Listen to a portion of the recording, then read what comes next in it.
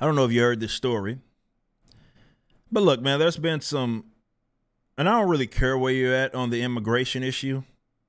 It's actually not even that important to this whole subject matter. But check this out. So Biden admin threatens to sue Texas if the state arrests and deports migrants. So let's read into this. The Biden administration warned Texas Republican governor on Thursday that legal action will be taken if the state enforces a new law that allows authorities to arrest, jail, prosecute, and deport migrants who enter the country illegally.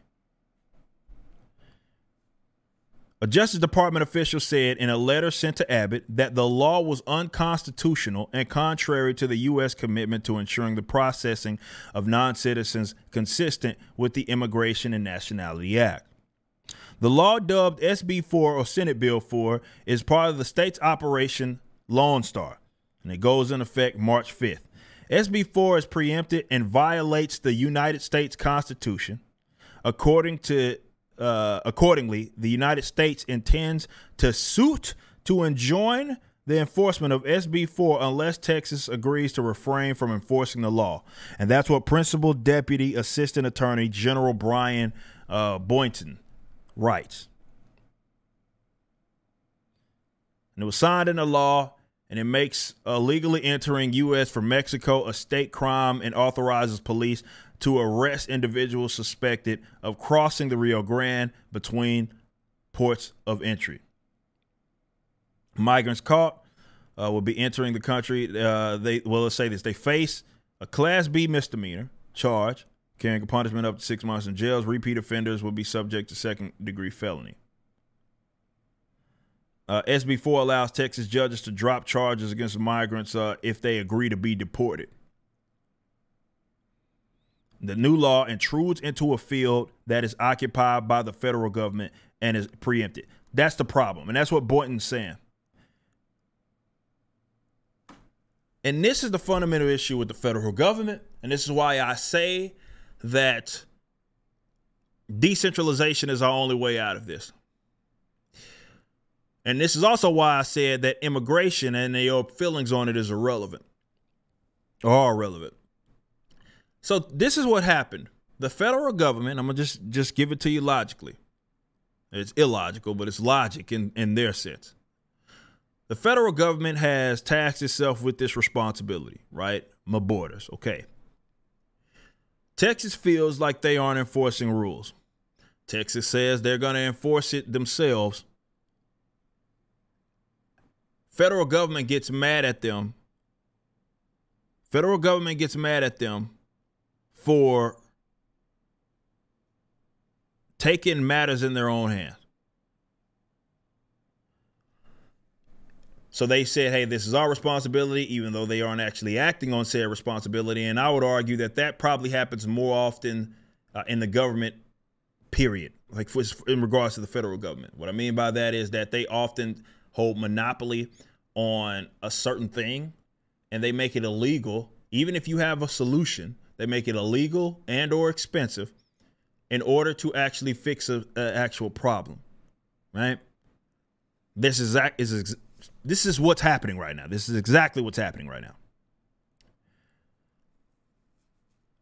And ironically enough, the conflict is being created by the federal government and their monopolization in the first place.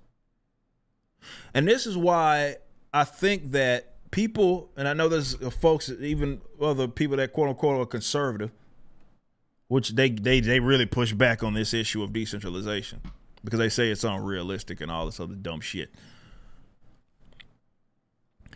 I believe that if you don't, you are ensuring conflict. Because the funny thing is that they'll say, well, there will never be decentralization to that nature where the federal government is phased out in the way that it is right now unless there's some sort of war. Unless there's some sort of major conflict. And to that I say, what the hell do you think we're heading? I would argue that by continuing to support the federal government in its current capacity, you are actually ensuring conflict in the future.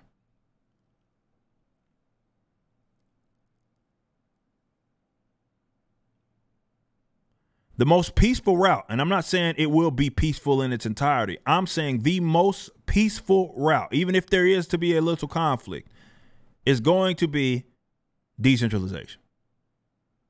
That's the most peaceful route out of it. Because this right here, because you can imagine how crazy it would get. And I'm not saying that this is what's going to happen. I don't want this to happen. But let's say that this law goes in effect. Federal government, Texas says, go fuck yourself. Federal government, we're going to take matters in our own hand and take the interests of, let's say, the people of Texas over you and what it is that you're doing, because we can't depend on you. And let's say federal government has an issue with this. And let's say in the return, Texas says, go fuck yourself.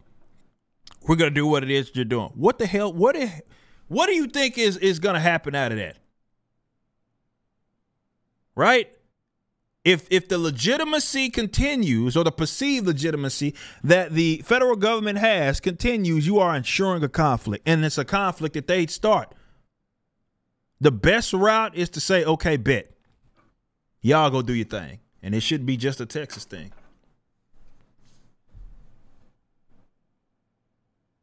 This isn't something unique to Texas. The federal government is a son of a bitch. And this is just another example of it. Imagine that, claiming monopoly on a particular industry, right? In this case, it's my borders. And then you don't do your job, at least according to the people in that geographical area.